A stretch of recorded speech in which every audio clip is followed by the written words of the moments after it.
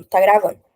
Sim, aí serão 7 questões, 2 discursivas, ou seja, de escrever, e 5 objetivas. A prova vai estar tranquila. Em relação à unidade 1, vocês vão ver que, como ela me falou sobre os tópicos, as nossas questões aqui, eu coloquei 5 questões que vão abordar, no geral, todos os tópicos que ela me falou, certo? E aí, quando necessário, se tiver algum termo que a gente precise revisitar, por exemplo, um slide da unidade 1, da unidade 2, a gente vai lá, abre, dá uma olhada, e aí a gente resolve as questões, beleza? Qualquer dúvida, pode mandar aqui no chat, tá? Que eu fico com a tela passando aqui, aí eu consigo ver. E se quem se sentir à vontade para ligar o microfone também, bora lá. Primeira questão. A respeito do pedido da petição inicial, identifique a opção incorreta. Eu vou dar 2 minutinhos para vocês lerem e verem se conseguem responder, tá certo? Aí podem mandar a alternativa aqui no chat que eu vou ficar vendo. 2 minutinhos, 1 minutinho. Lembrando que a alternativa é incorreta, tá?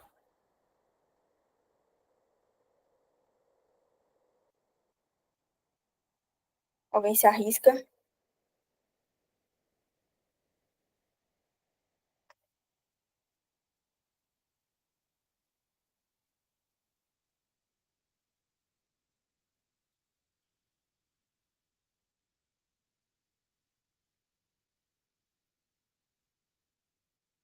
Ninguém, ninguém. Dá um chute, galera. Sem medo de errar, sem medo de ser feliz.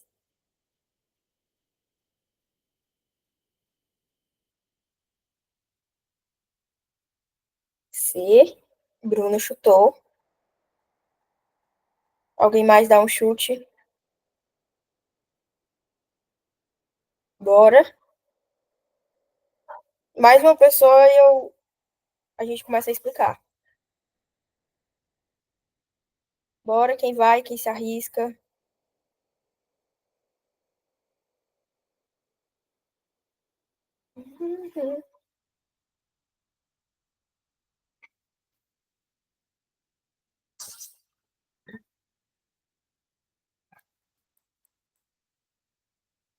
Ninguém, ninguém. Bora lá. Vou ler a questão e aí a gente vai destrinchando esses termos juntos, certo? Eu sei que muitas vezes os termos podem complicar no entendimento. Mas bora lá. A respeito do pedido na petição inicial, identifique a opção incorreta, ou seja, ele quer a alternativa errada. Item A. É lícito formular pedido genérico, mesmo quando for possível, desde o início, determinar as consequências do ato ou do fato? O que ele está dizendo? O código autoriza que seja formulado um pedido genérico, ou seja, mais geralzão, sem muita especificidade, mesmo quando for possível, desde o início da ação, determinar as consequências do ato ou do fato que está ali naquela petição inicial. Ou seja, eu tenho todas as informações necessárias que determinam as consequências, que eu consiga identificar quais as consequências daquele ato, mas mesmo assim eu opto, sei lá, por preguiça, por fazer um pedido genérico. O código, ele permite isso? Vamos já ver. B. O pedido será alternativo quando, pela natureza da obrigação, o devedor puder cumprir a prestação mais de um modo. Eu não sei se alguém assistiu aquela gravação que eu fiz do GED passado, que eu falei sobre os tipos de pedido. Não sei se foi do GED passado ou do GED retrasado. O conceito de pedido alternativo é esse, ou seja, o devedor ele pode cumprir a prestação do modo A ou do modo B e vai alcançar o mesmo objetivo no final das contas? C. É lista a acumulação em um único processo contra o mesmo réu de vários pedidos, ainda que entre eles não haja conexão. Aqui ele está falando sobre acumulação de pedidos. É possível dentro do Código Civil, do Código de Processo Civil? Entender, na obrigação indivisível com pluralidade de credores, aquele que não participou do processo receberá sua parte deduzida das despesas na proporção de seu crédito. O que ele está dizendo aqui é que, por exemplo, tem uma ação lá e daquela ação, o resultado daquela ação, existem vários credores em relação àquele crédito que foi originado na ação, certo? Mas existe um credor que ele não ingressou na ação. E se ele não ingressou, ele não está ali ativamente. Entendeu? Mas caso a ação realmente origine esse crédito e aquele crédito fique disponível para que seja destinado a esses credores que estão aptos a recebê-lo, mesmo que ele não tenha participado do processo, ele pode sim receber aquilo ali, aquele valor, no caso de valor, né? E serão deduzidas somente as despesas. Despesas em relação a quê? Em relação às custas do processo, no caso, já que ele não participou no curso, mas ele vai participar ali no final, certo? O item quer dizer é isso, ok? Aí agora a gente vai identificar o item correto. Correto assim, né? O incorreto porque ele pediu a opção incorreta. O item incorreto seria o item A. Por quê? Porque o item A fala que é autorizado, é lícito formular o pedido genérico, mesmo quando for possível, desde o início, determinar as consequências do ato ou do fato. E isso está previsto lá no CPC, certo? 324, se eu não me engano. 324, 324. Só abrindo aqui o CPC para mostrar para vocês. Pronto. 324, ele fala: é lícito, porém, formular pedido genérico quando não for possível determinar desde logo as consequências do ato ou do fato. Ou seja, quando não for possível, naquelas condições que eu expliquei para vocês, aí sim ele pode elaborar um pedido genérico. Mas caso seja possível, não pode, de forma alguma, certo? Os pedidos genéricos só são aceitos dentro da petição inicial, dentro do processo, quando,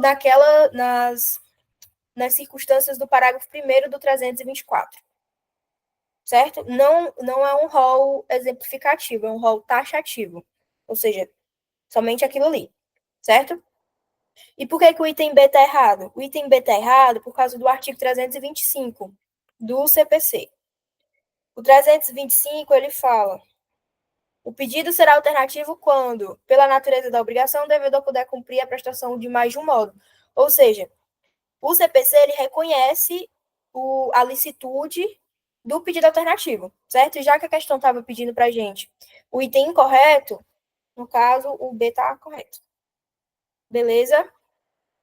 Item C. É lícita a acumulação em um único processo contra o mesmo réu de vários pedidos, ainda que entre eles não haja conexão. Letra da lei, de novo, artigo 327.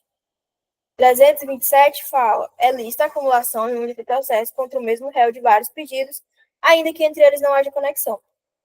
Ai, Amanda, mas é só letra da lei, é só ler o artigo. Sim, muitas questões de processo civil vêm dessa forma, principalmente em concurso. Concurso, a OAB não, porque a OAB, cada questão objetiva é um caso, é uma situação prática. Mas concurso acontece muito de vir realmente letra da lei. Do jeito que está no código, eles cospem lá na questão. E o item D é o artigo 328 do CPC também, certo? Que fala sobre a pluralidade de credores, no caso do credor não ter participado ali do curso do processo. Deu para entender essa parte de pedidos, tipos de pedido? Aqui, no caso, a gente abordou, no geralzão, os tipos de pedido e também se é lícito formular pedido genérico. Já havia acontecido de cair em prova da Nathalie sobre pedido genérico. E ela me disse que ia cair sobre os tipos de pedido. Deu para entender? Coloque um joinha aqui e reage. Alguém aí? Luiz, joinha, joinha. Show, obrigada, Thaís. Bora lá. Se eu estiver falando muito rápido, vocês dá um grito aí, diz Amanda, por favor. Devagar. Bora lá, bora lá. Questão 2 agora. Questãozinha da Fundatec de 2023, se eu não me engano, era para advogado ou assistente jurídico. Acerca das regras processuais vigentes no Código de Processo Civil, sobre o valor da causa, analise as assertivas abaixo e assinale a alternativa correta. Item 1. A toda causa será atribuído o valor certo, ainda que não tenha conteúdo econômico imediatamente aferível. Esse aqui Esse item deu para entender direitinho, não vou nem explicar de fato, dizer mais do que o literal disso aqui. Item 2. Na ação de cobrança de dívida, o valor da causa será a soma monetariamente corrigida do principal, dos juros de moros vencidos e de outras penalidades, se houver até a data de propositura da ação. Ou seja, se for uma ação de cobrança de dívida, o seu valor da causa vai ser o valor da dívida, corrigido monetariamente, mais juros de mora e outras penalidades previstas naquele negócio jurídico que foi feito entre a pessoa, o credor e o devedor, certo? Atualizados até a data de propositura da ação. Será que está correto? Vamos para o item 3. Na ação em que os pedidos são alternativos, o valor da causa será a soma de todos os pedidos formulados. No caso de pedido alternativo, a gente sabe que é uma forma de cumprir ou outra forma de cumprir. É um ou outro, tá certo? Não é os dois simultaneamente, é um ou outro. A gente acabou de falar sobre o pedido alternativo. Item 4, na ação indenizatória, inclusive é fundada em dano moral, o valor da causa será o valor pretendido para a condenação. Certo? Vou dar um minuto para vocês me dizerem quais que você acha que está certo. Item A, todas estão corretas. Item B, apenas a 3 está correta. Item C, somente 1 e 2 estão erradas. Item D, apenas 1, 2 e 4 estão corretas. Digam aí o que vocês acham.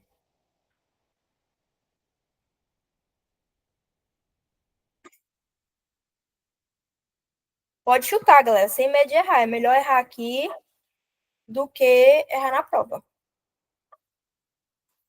E como eu digo para vocês sempre, aqui é de aluno para aluno, aqui é o momento de errar, de perder a vergonha mesmo.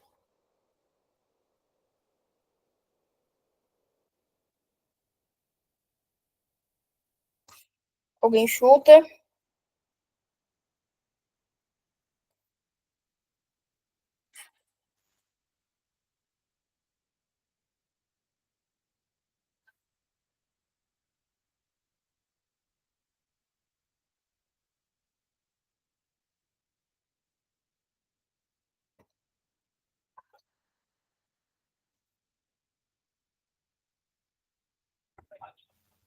Ninguém tá com coragem hoje.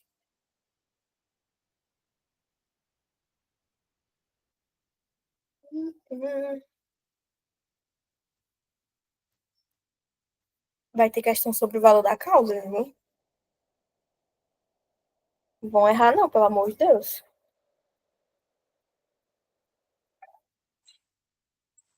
D, Thaís chutou D.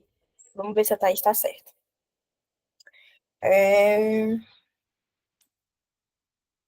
Thaís está certa. Certíssimo. Por que a Thaís está certa? O item 1 fala. Parabéns para a Thaís.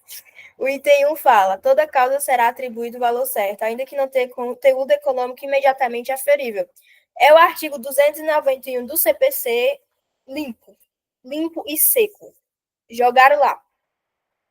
Item 2. Na ação de cobrança de dívida, o valor da causa será a soma monetariamente corrigida do principal, dos juros de mora vencidos e outras penalidades, se houver até a data da propositura da ação.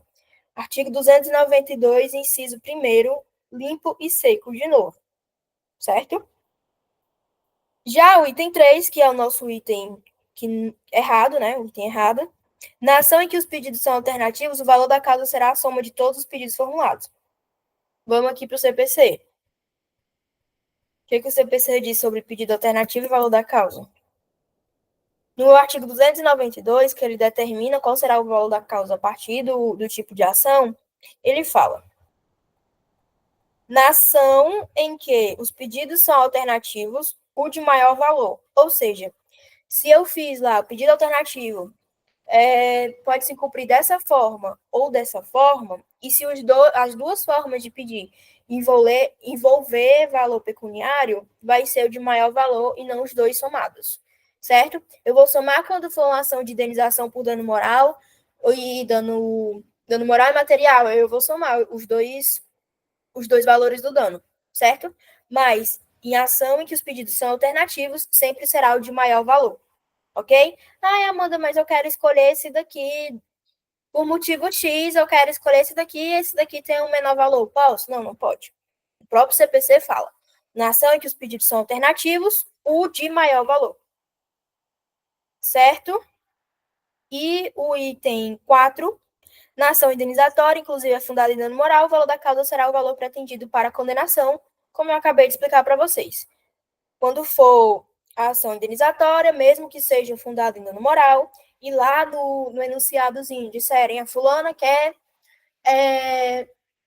pretende que a condenação seja de 10 mil reais em danos morais. Você vai colocar lá 10 mil reais, ok? Deu para entender essa daqui, valor da causa? E como eu disse para vocês, né? Questão de concurso, que é basicamente letra da lei. Essa parte inicial do processo civil, essa parte do processo de conhecimento, as questões pegam muito ou letra da lei ou um caso prático. Certo? A OAB, eles colocam muito caso prático porque os objetivos são todas práticas, mas o concurso gosta muito de colocar a letra da lei de fato. Bora lá. Olha, eu abri um negócio aqui sem querer.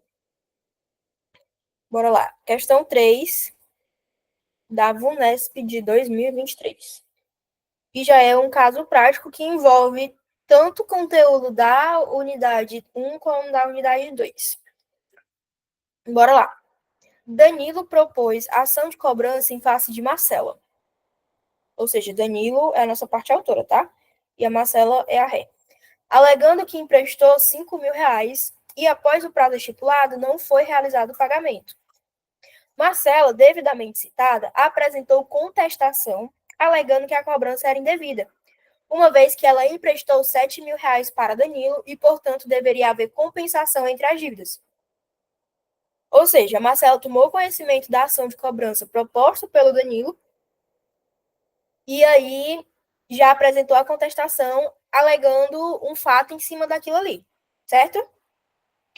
Simultaneamente, ou seja, junto com a contestação, Marcela apresentou reconvenção, cobrando a diferença de valores e o pagamento por danos morais, e atribuiu à reconvenção o valor da causa de 100 reais. Tá certo isso? Vamos ver.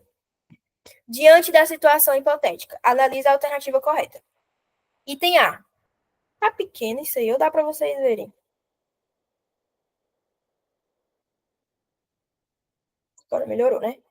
Item A. Marcela não deveria ter atribuído valor à reconvenção, uma vez que o valor da causa deve se dar na petição inicial. O que o item A está dizendo? Que a reconvenção não deve ter valor da causa. Será que vocês lembram de reconvenção aí? Item B. O juiz, desde que por provocação de Danilo, corrigirá por arbitramento o valor da causa quando verificar que não corresponde ao conteúdo patrimonial em discussão, caso em que Marcela procederá ao recolhimento das custas correspondentes. O que o item B está dizendo?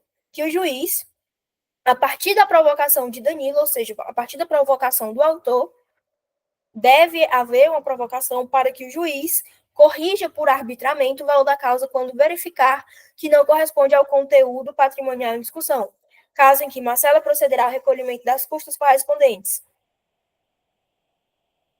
O juiz só pode corrigir o valor da causa se for por provocação, ele não pode corrigir de ofício. Item C. Danilo poderá impugnar, em preliminar da contestação, o valor atribuído à causa por Marcela, sob pena de preclusão, e o juiz decidirá a respeito, impondo, se for o caso, complementação das custas. O que ele está dizendo? Que o Danilo pode. Porque assim, como é que funciona quando eu entro com contestação, com reconvenção? É como se eu colocasse, como eu tanto ataco os fatos que foram apresentados na petição inicial pela parte contrária, como também já trago outros fatos que tenham relação com aquela demanda, que foi justamente o caso da Marcela. Ela estava sendo cobrada por uma dívida de 5 mil reais, mas ela se lembrou que já tinha emprestado 7 mil reais para o Danilo e ele nunca pagou. Então, o que acontece? Se ela está sendo cobrada por aquela pessoa que está devendo a ela, tem relação um com o outro, entendeu? Tem relação com a demanda. E aí é como se ela colocasse um outro tipo de petição inicial junto com a sua contestação, tá certo? Como a gente não viu, eu acho que a gente não viu unidade 2, né, do JET. Vocês só viram em sala com a professora. Eu vou colocar aqui só para a gente entender qual a diferença entre a contestação e a reconvenção. A unidade 2 de vocês, ela fala sobre respostas do réu. E por que respostas do réu? Porque do réu ele pode responder tanto com contestação como com a reconvenção. E o que é a contestação? A contestação é um instrumento processual utilizado pelo réu para opor-se formal ou materialmente à pretensão deduzida em juízo pelo autor. Ou seja, com a contestação, eu vou resistir contra os fatos alegados pelo autor, certo? Os fatos alegados contra mim, contra minha pessoa. Já a reconvenção, ela é utilizada como um contra-ataque, que além de defender, também propõe uma ação dentro do mesmo processo contra o autor. Ou seja, exatamente o que a Marcela fez. Ela não só resistiu, como também atacou o Danilo, ok? É no sentido de resistir e de ganhar. Além de resistir, ou seja, de não perder, porque quando eu entro com contestação, eu só quero não perder. Mas com a reconvenção eu quero resistir e ganhar. Tanto que, se eu quero ganhar, eu tenho que atribuir o valor da causa para aquilo ali. Ok? Vamos voltando aqui, já que entendemos do que se trata. É... Hum... Entrou um nome aqui na minha frente, eu não estou vendo. Pronto. Marcela não precisaria ter atribuído um valor certo à causa, uma vez que, considerando haver pedido de condenação por danos morais, não há conteúdo econômico imediatamente aferível. Será-se numa ação indenizatória, uma condenação por danos morais, eu não tenho conteúdo econômico, a minha condenação ela é meramente, sei lá, subjetiva. Item Danilo deverá impugnar o valor da causa em autos apartados, demonstrando o valor que deve ser fixado sob pena de indeferimento.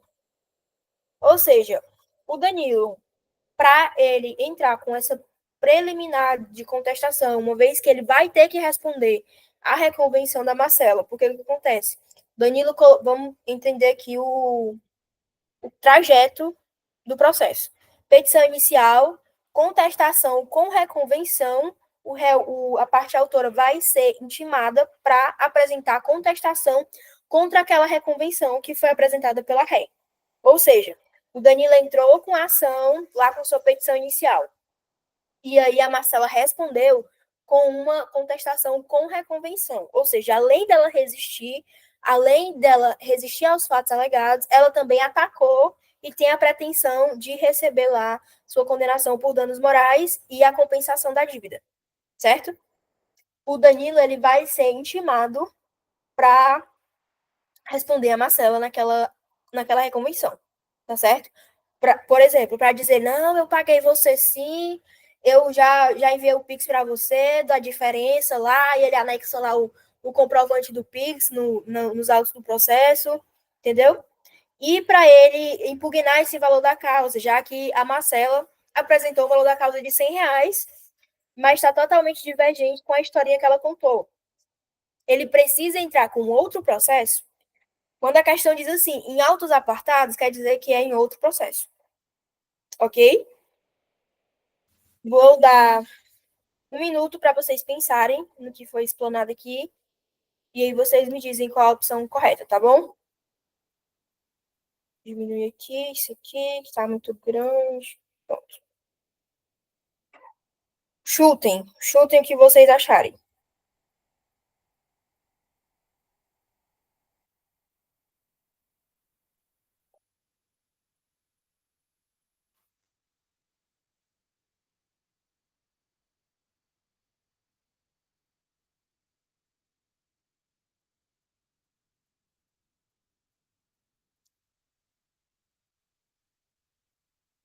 Um chute.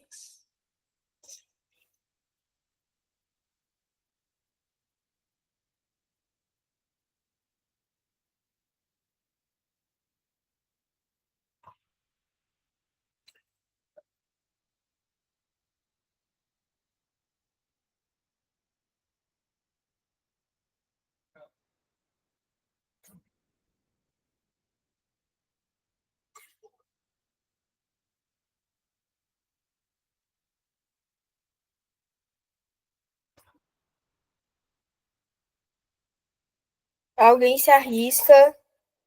Thaís, gênia do processo civil. Marcos, Oswaldo, alguém se arrisca? Eduarda, que eu vi que respondeu o questionário que teve do GED passado. Acertou muitas questões, inclusive. Ninguém. Eu sei que sábado à tarde, depois do horário do almoço, é uma coisa complicada. Mas vocês têm que interagir, galera. Vamos, interagir com a monitora. A monitora de fim do curso, que tá assim, só os restos.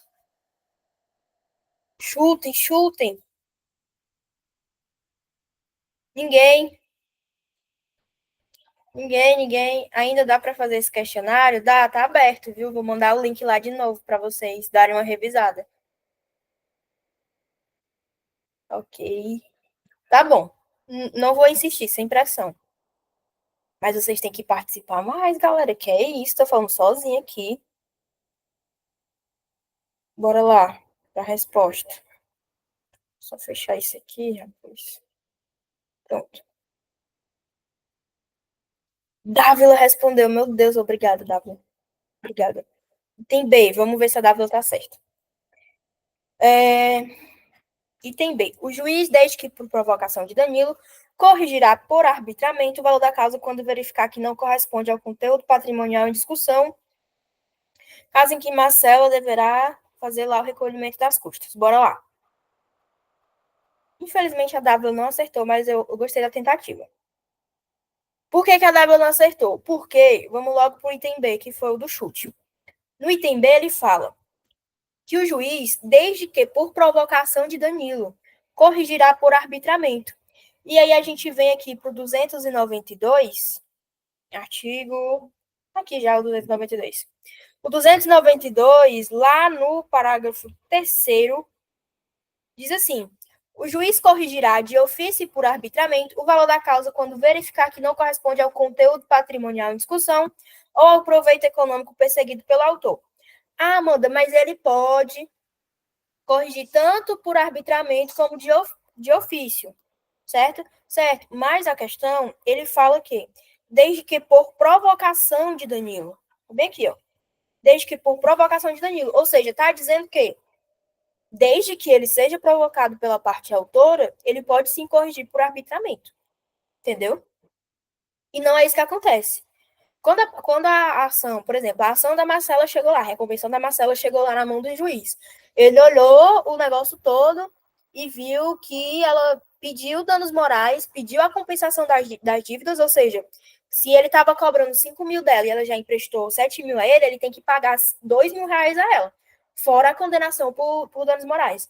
Ela está pedindo tanto esses 2 mil reais de diferença, quanto a indenização por danos morais. E ela, na cabeça dela, faz sentido ela colocar a reconvenção no valor de 100 reais. Aí o juiz viu lá e já olhou assim, estranhou, né? Ele pode, só naquela olhada ali, o juiz não, né? O estagiário do juiz, sempre é o estagiário. O estagiário pode, só naquela olhada ali, já corrigir de ofício, entendeu? Ou seja, sem nenhuma provocação. Ou seja, ele não precisa da provocação do Danilo. É isso que diz o parágrafo 3º do 292, ok? E por que o item A não está correto, Amanda? O item A não está correto. Ah, ela tinha falado que poderia ser de ofício. Tá vendo? É assim que a gente aprende. É desse jeito que a gente aprende. Item A. Marcela não deveria ter atribuído valor à reconvenção, uma vez que o valor da causa deve se dar na petição inicial. Totalmente errado. Por quê? Reconvenção é atribuído sim o valor da causa, porque é como se fosse uma outra ação em cima daquela mesma ação. E se é uma outra ação, se é uma nova pretensão, eu tenho sim um valor da causa para ser atribuído. Mesmo que a nova pretensão, mesmo que a nova pretensão não tenha um valor econômico aferível, como diz lá o 291, tá certo? O correto seria o item C, porque o item C fala perfeitamente o que está previsto no 293, junto com as preliminares da contestação, que está prevista lá no 337, e a gente vai já dar uma olhadinha, certo?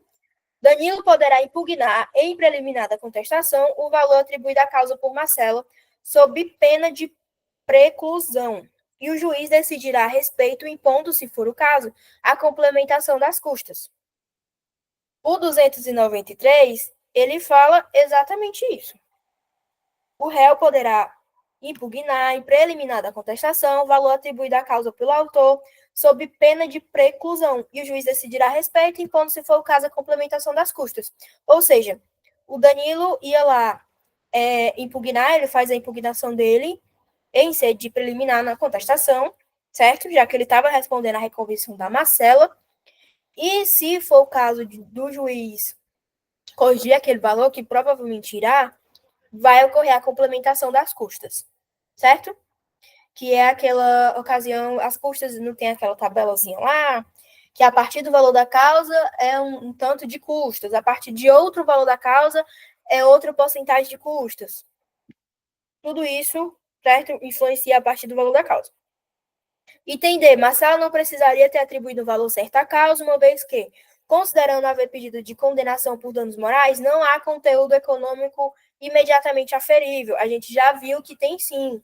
Mesmo quando a ação é indenizatória, a gente atribui o valor do dano moral pretendido, do dano material pretendido. Ok? Está previsto lá no 292, inciso 5. Item E, Danilo deverá impugnar o valor da causa em autos apartados, demonstrando o valor exato que deve ser fixado. Errado. Por quê? Porque existem as preliminares da contestação. E se é preliminar da contestação, vai dentro da contestação e não nos autos apartados. O Danilo não precisaria iniciar um outro processo só para impugnar esse valor da causa. Ok? E pegando esse gancho sobre preliminar, a gente vem aqui para o slidezinho de preliminares da contestação para a gente entender mais ou menos não, entender tudo sobre preliminar. Menino, que calor. Hoje está abafado, né?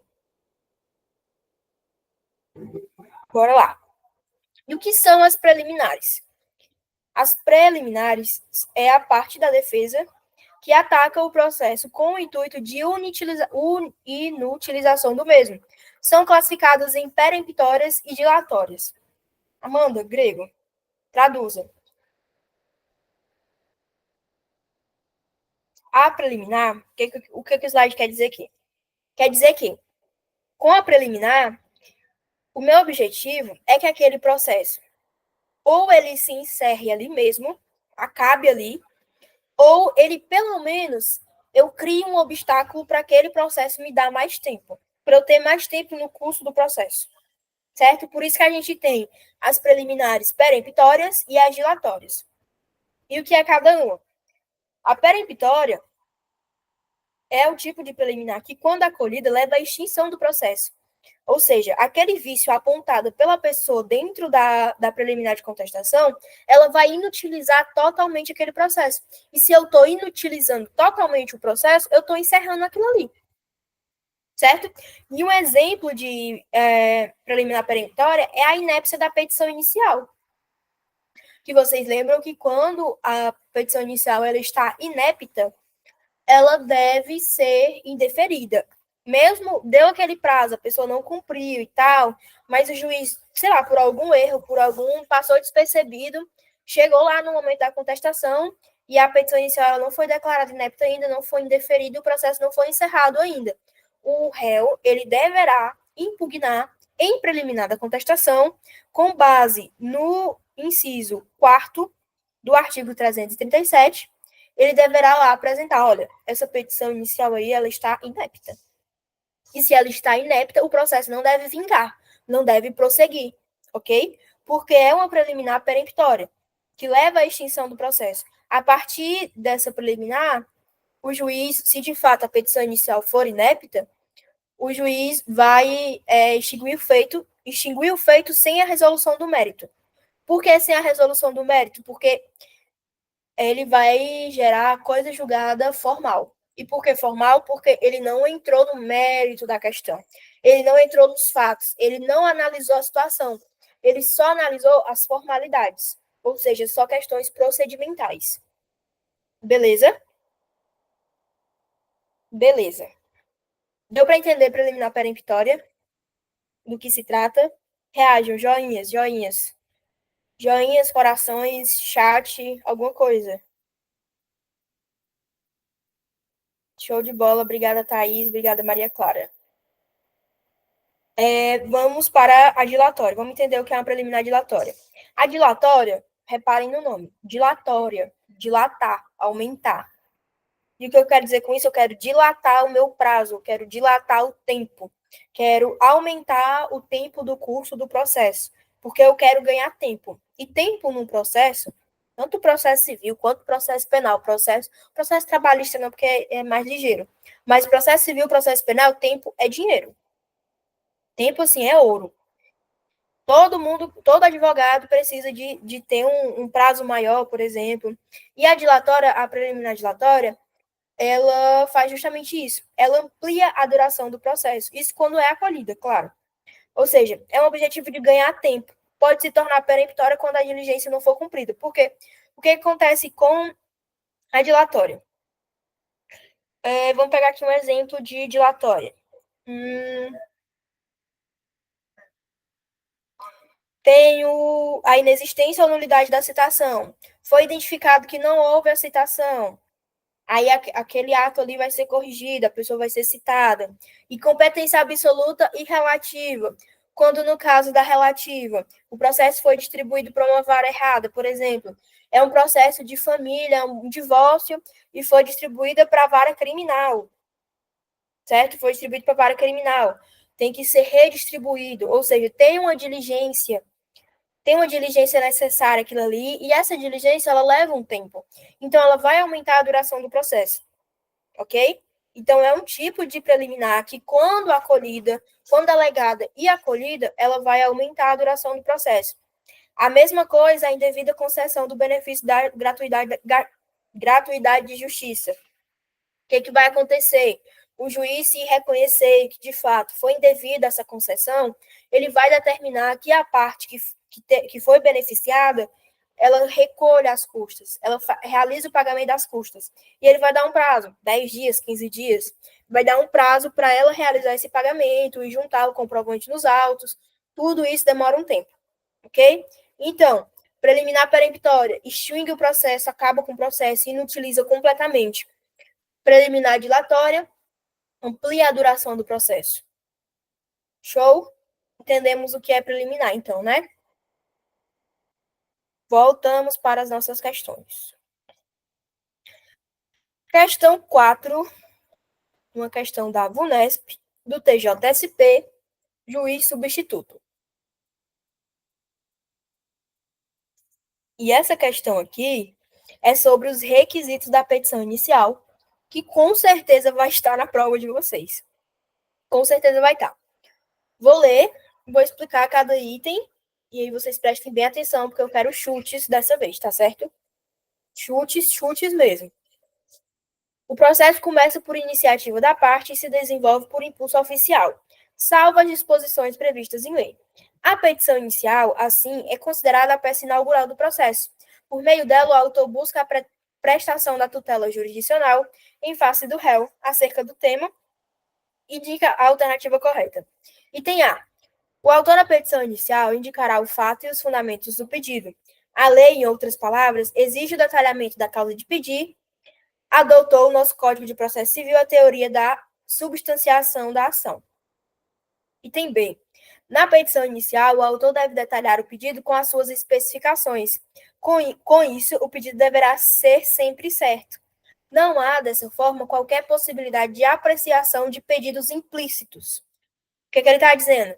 Não existe pedido implícito no Código de Processo Civil, não é admitido de forma alguma, sempre deve ser certo, não existe uma exceção à regra.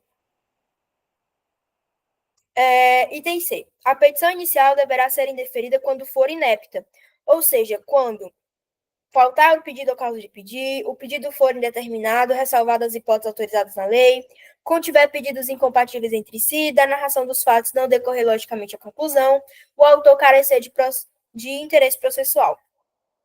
Será se é nessas hipóteses que, de fato, a petição é inepta? Vamos ver. Item D. Na petição inicial, o autor indicará o valor da causa. Na ação que tiver por objeto a existência, a validade, o cumprimento, a modificação, a resolução, a resilição ou a resolução de ato jurídico, o valor da causa será sempre o valor do ato. Isso me parece um inciso. C, Thaís disse C, Abraão disse C e a Dávila disse C. E o Eduardo Anderson disse C. Eu gostei que teve chute dessa vez, eu gostei.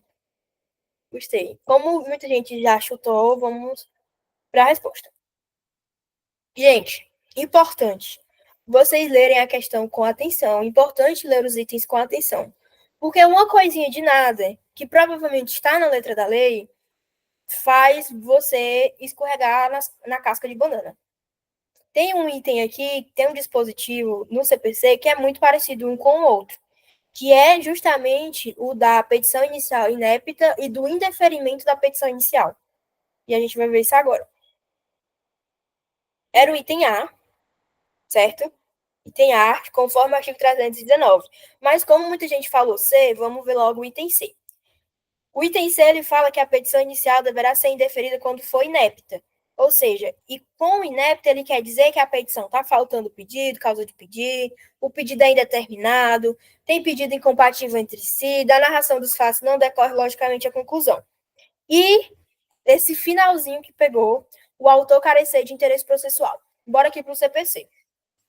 O item está falando que a petição, uma das condições para a petição ser inepta é o autor carecer de interesse processual. Mas o CPC fala que lá no... Cadê a petição inepta? Meu Deus, está aqui. Considera-se inepta a petição inicial quando lhe faltar pedido ou causa de pedir, cheque lá na primeira parte, né, do item. E o pedido for indeterminado, cheque na segunda parte do item, da narração dos fatos, não decorrer logicamente a conclusão, contiver pedidos incompatíveis entre si. Reparem que o parágrafo primeiro, que fala sobre a inépcia da petição inicial, tem 4 incisos, certo? E no item, na questão, ele nos coloca 5 incisos, ou seja, 5 possibilidades da petição ser inepta, certo? Ai, Amanda, mas de onde vem esse carecer de interesse processual? Por que eu achei tão parecido? Porque aqui, ó, a petição inicial será indeferida quando o autor carecer de interesse processual. Ou seja, o carecimento de interesse processual é uma possibilidade já direta de indeferimento, certo? E não da inépcia da petição inicial, ok? Mas, letra da lei, normal se confundir. E são coisas que estão muito parecidas, né? Muito perto no código, você acaba se confundindo mesmo. Bora aqui ver logo o item D. Na petição inicial, o autor indicará o valor da causa na ação que tiver por objeto a existência, validade, cumprimento. E no final ele fala assim: o valor da causa será sempre o valor do ato. Sempre desconfie de itens que falam sempre. Uma coisa que eu aprendi na faculdade é que sempre desconfie de itens que falam, que trazem adjetivos, que dá uma verdade absoluta, entendeu? No direito, você não pode acreditar em uma verdade absoluta, é sempre o depende. E aí ele fala sempre o valor do ato. Vamos para o artigo 292. Aqui. É basicamente o inciso 2 todinho. Na ação que tiver por objeto existência, validade, cumprimento, o valor do ato ou o de sua parte controvertida. Ou seja, não vai ser sempre o valor do ato. Pode ser que em algum momento, a depender do tipo de...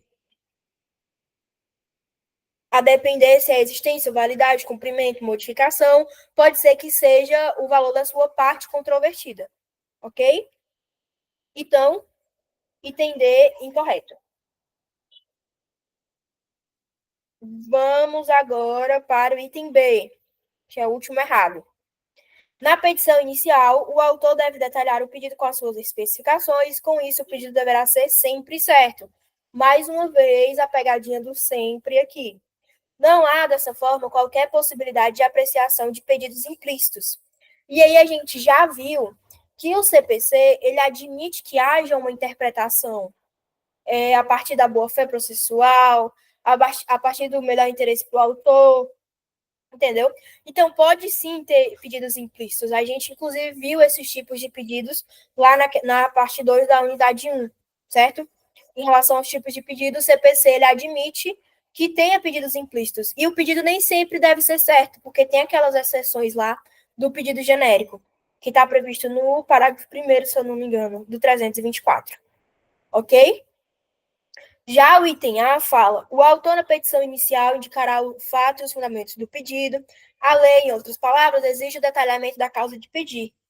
Ou seja, adotou no nosso Código de Processo Civil a teoria da substanciação da ação, conforme o artigo 319. Vamos ver o que o artigo 319 fala, que é o artigo da nossa petição inicial. Olha, eu derramei água no meu teclado. Gente, só um minuto. Vamos. Vamos.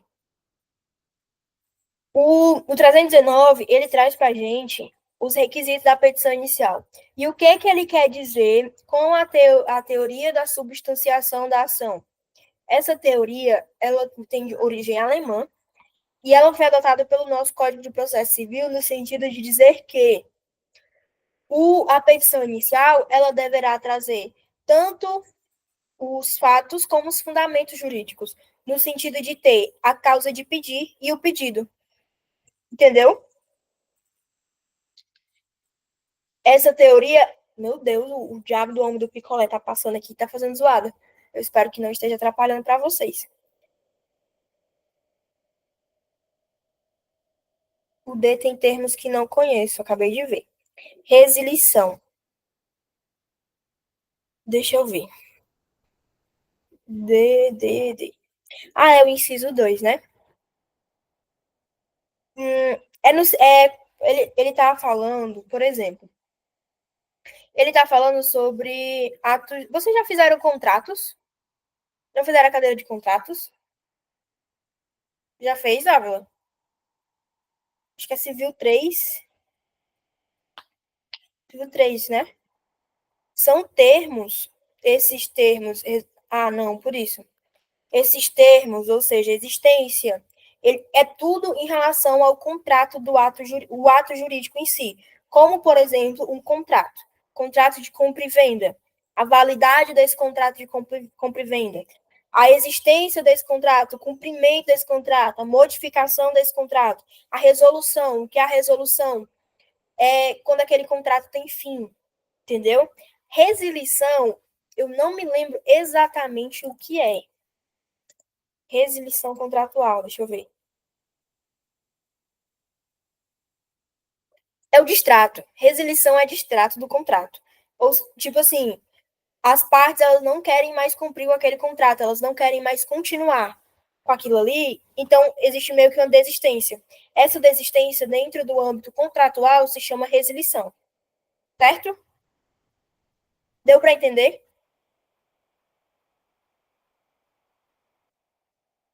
Deu para entender, Dávila? Ok?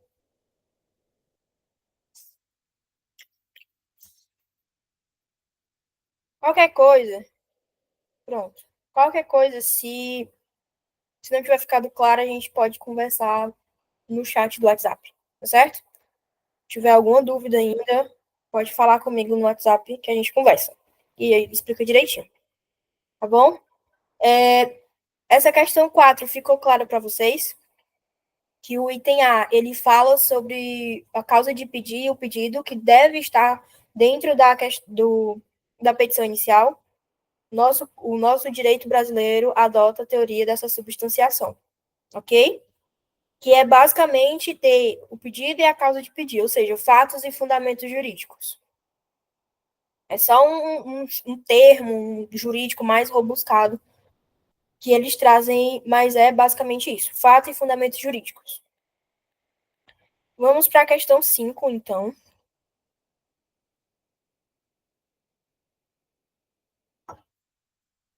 que é também sobre preliminar de contestação, mas voltada um pouco mais para aqueles termos Litispendência, conexão, a outra coisa julgada, certo? Que estão previstas lá na preliminar. A professora disse que vai cair a questão sobre isso, e é importante vocês saberem a diferença entre litispendência, coisa julgada e a conexão. Ok? Antes da gente entrar nessa questão aqui, vamos ver sobre isso aqui, sobre essas preliminares. Ok?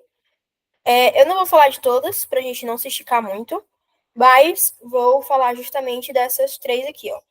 Litispendência, coisa julgada e conexão. Essas três aqui. Pronto. Legal, se apaga. Litispendência. O que é a litispendência? Quando é que existe a litispendência? Ela está prevista lá no 337, certo? E é uma hipótese de preliminar da contestação, ou seja, eu posso alegar que existe a litispendência dentro daquele processo, ok? E os parágrafos do 337, ele já traz o que se trata dessa litispendência, mas eu também vou falar aqui. São ações idênticas que tramitam simultaneamente, ou seja, mesma causa de pedir, mesmas partes, igual, entendeu? São ações idênticas. É porque estava demorando, a minha ação estava demorando a andar, aí eu fui lá e entrei com outra ação para ver se naquela outra vara que vai ser distribuída, ela ande mais rápido. Acontece muito. E a galera que não entende como é que funciona, faz muito isso. E aí acaba que ocorre o fenômeno da litispendência, que são ações idênticas tramitando simultaneamente, ou seja, ao mesmo tempo. Certo? É uma preliminar peremptória, pois quando acolhida, extingue uma das ações. Normalmente, extingue a mais recente. E deixa aqui já está em trâmite há um tempo. E meu notebook está descarregando. Galera, um minutinho, vou só ligar aqui o carregador, rapidão.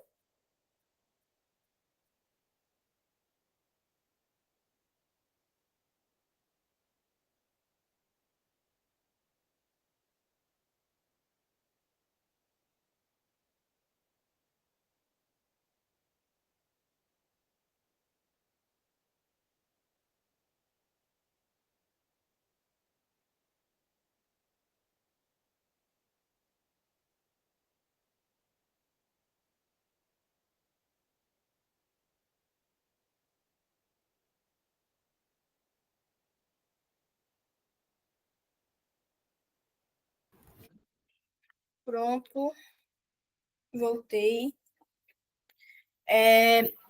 Voltando para a litispendência, vou abrir aqui o Código de Processo Civil, só para a gente entender como é que o código traz para a gente sobre a litispendência. 337 aqui, ó, incube ao réu antes de discutir o mérito a alegar, a litispendência está bem aqui. Vamos ver o que os parágrafos trazem. O parágrafo primeiro fala: verifique-se a litispendência ou a coisa julgada quando se reproduz a ação anteriormente ajuizada. Parágrafo 2º. Uma ação é idêntica à outra quando possui as mesmas partes, a mesma causa de pedir e o mesmo pedido. Ou seja, aqui ele traz as condições para uma ação ser idêntica à outra. Ou seja, as condições para a gente identificar se de fato ocorreu a litispendência. Certo? E parágrafo 3º. Há litispendência quando se repete a ação que está em curso. Ou seja, o que eu falei para vocês, ações idênticas tramitando ao mesmo tempo. Ok? Isso é a litispendência. Amanda, e o que é a coisa julgada? Coisa julgada é ação proposta pelo autor que já tramitou, tem sentença e não cabem mais recursos, ou seja, transitou em julgado. É quando eu entrei com a ação, aquele processo correu normalmente, mas na sentença eu não tive o resultado que eu queria. E aí, posso entrar de novo? Depende. Depende. Teve coisa julgada material, ou seja, entrou ali com o mérito, entrou ali na questão do mérito, de fato, aquela ação ali, né, realmente está idêntica.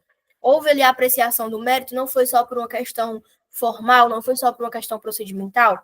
Se tiver tudo direitinho, se de fato o juiz adentrou no mérito, se ele julgou de fato aqueles fatos, certo?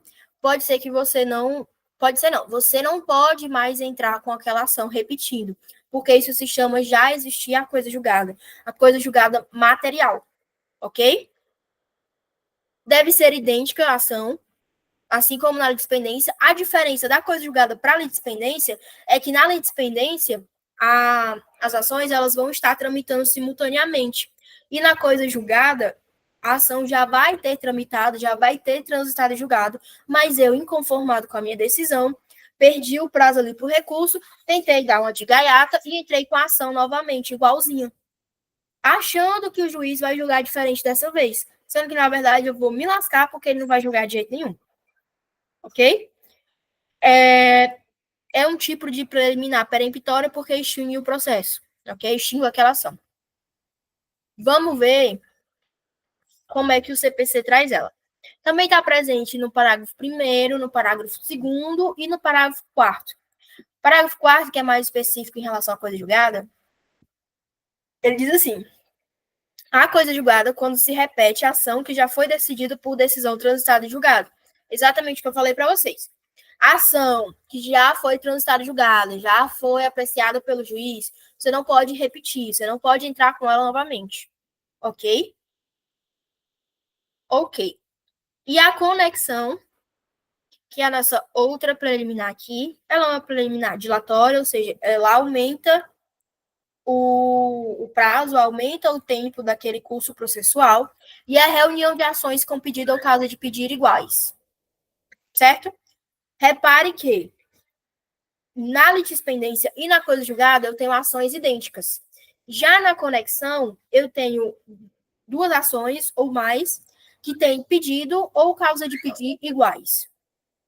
Ok? Pode ter os fatos ou pedidos iguais, está prevista lá no artigo 55 do CPC. Beleza? Então, o importante é vocês saberem identificar essa diferença entre a litispendência, coisa julgada e conexão. Ok? Deu para entender essa parte, essas preliminares que são mais importantes para vocês entenderem e irem para a prova de boa? Joinhas. Se tiverem entendido. Se não tiverem entendido, perguntem, por favor. Não deixem de perguntar. Obrigada, Maria Clara. Mais alguém entendeu e tá tudo certo? O Everton Abraão. Muito obrigada. Bora lá. Gente, eu não vou falar sobre cada uma dessas preliminares, eu não vou destrinchar esse slide da unidade 2 com vocês, um por um, porque eu queria dar esse GED de revisão, certo? Como eu falei no início, eu queria dar esse GED de revisão. Segunda-feira vai ter revisão com a professora também, mas eu sei que normalmente os alunos se sentem mais à vontade com o monitor por ser aluno também, né? E aí já para você, como eu sei que vocês também vão estar estudando já esse final de semana, já para a gente iniciar essa vibe de revisão, beleza? Ainda é possível ganhar um ponto extra? Sim, se responder aquele questionário lá que estava verificando a presença do GED 2 e se estiver participando desse agora, beleza? Sim, aí vamos voltar lá para nossa questão, que agora a gente vai responder ela. É a nossa última questão, depois dela a gente acaba, beleza? Antônio promove a ação de cobrança em face de Júlia, que tramita em uma das várias cíveis da comarca de Chapecó, Santa Catarina. Encerrada a fase postulatória, ou seja, a fase inicial, a fase de propor a petição inicial e a contestação, o juiz de direito tem ciência, por ato do cartório, da existência de outra demanda que apresenta as mesmas partes, pedido e causa de pedido à presente demanda. Ou seja, partes iguais, o pedido e os fatos. Tudo igual. Isso é o quê? Uma ação idêntica, né? Diante da situação hipotética narrada, assinale a afirmativa correta. Item A. O juiz de direito deverá suspender o processo intimando o réu para manifestação no prazo de 15 dias, sendo que em caso de inércia, ou seja, se ele não responder nada, se ele não se manifestar dentro do processo, deverá proferir despacho saneador, iniciando a fase probatória. Item B. Na situação narrada, de ofício, o juiz de direito poderá proferir sentença que gerará coisa julgada material. Item C. O juiz de direito deverá suspender o processo, intimando as partes para manifestação no prazo de 15 dias, sendo que, em caso de inércia, deverá seguir normalmente com a demanda. Item D, na situação narrada, a litispendência, podendo o juiz de ofício proferir sentença terminativa. 1 minuto para vocês responderem, que é o tempo que eu bebo água.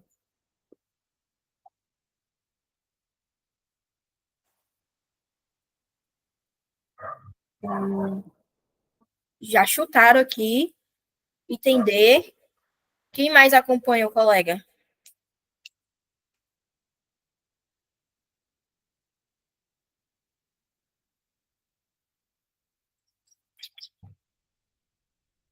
Thaís acompanha o colega? Yes.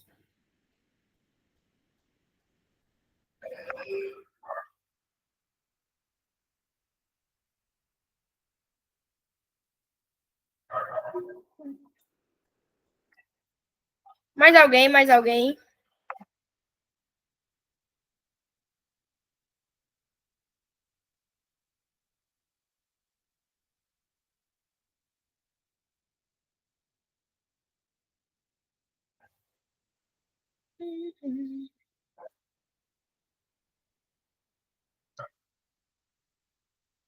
Bora lá. Vamos responder. Vamos ver se o nosso colega Eduardo acabou de responder também, acompanha o relator. Entender, certo? Todo mundo concorda? Todo mundo concorda. Vamos para entender. Acertou, porque tem litispendência. Se, como a gente acabou de falar, litispendência é quando existem duas ações iguais, idênticas, nas condições do CPC lá, que é mesma parte, pedido e causa de pedir, essas duas ações idênticas estiverem tramitando simultaneamente, mesmo que em varas diferentes, tá?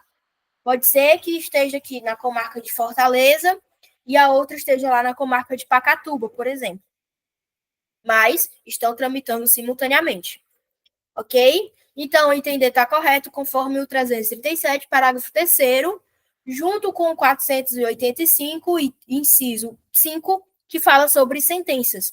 Não vou me aprofundar no 485, porque sentenças é uma coisa que a gente vai ver lá na frente, certo? Outra unidade.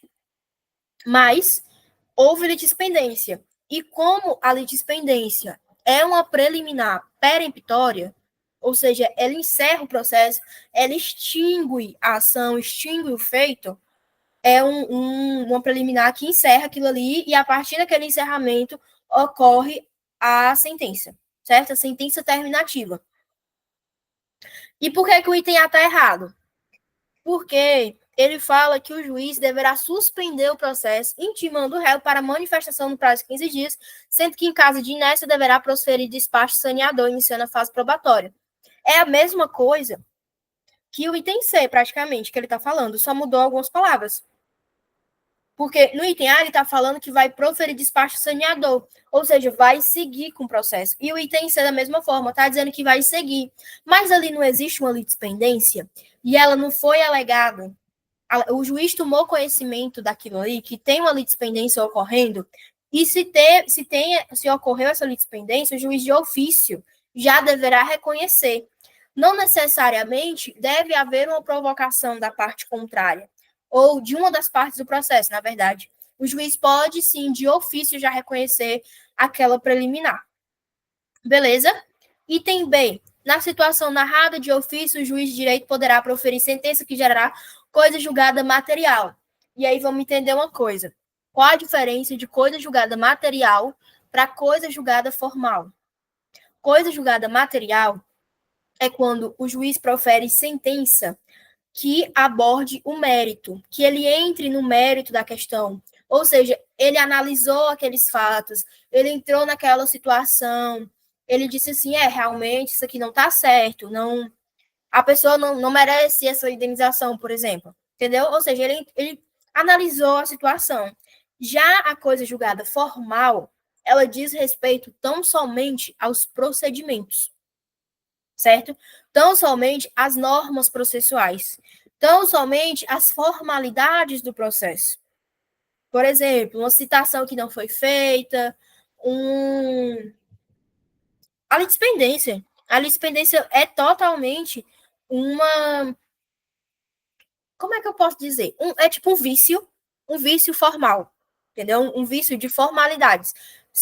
Ela se restringe somente ao processo, ok? Só ali no âmbito processual. Ela não entra no mérito, nos fatos da questão, ok? Quem entra no mérito, nos fatos da questão, da lide, é a coisa julgada material. A formal, ela só profere a sentença em relação àquele procedimento.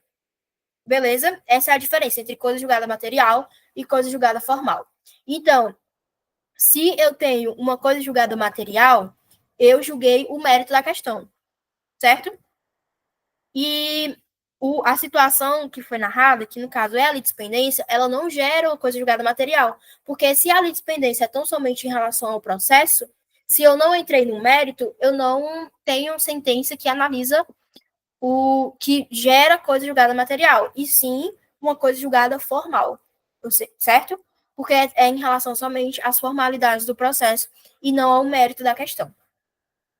Deu para entender a diferença entre coisa julgada material e formal? Deu? Tudo certo? Show de bola. Acabamos, certo? Não saiam agora, porque eu vou tirar o print da tela. Hoje eu estou bem arcaica. Vou tirar o print da tela para não. Print não, vou tirar foto. Para a gente não.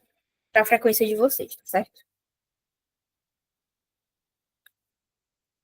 Muito obrigada a todo mundo que participou, certo? Uma dica para vocês: leiam os artigos. Eu não me recordo se a prova vai ser pesquisada. Vai ser pesquisada? Ela já falou? Alguém sabe? Sim, é consultado. Sim, constada, né? Show de bola, perfeito. Leiam os artigos para vocês se situarem, mas lá na hora vocês já vão saber onde é que está cada coisa e aí vai dar tudo certo. Esse material já está no nosso Drive, tá certo? Obrigada, Thaís. Feliz Dia das Mulheres. Esse material já está no nosso Drive. Tem 2 questionários também no nosso Drive, tanto da unidade 1 quanto da unidade 2, tá? Abram o nosso Drive, tem muita coisa lá. E a gravação eu vou subir ainda hoje, tá bom? Muito obrigada. Feliz Dia das Mulheres para todos que estão aqui. Ótimo final de semana e boa sorte na prova, tá certo? Tchau, tchau, galera.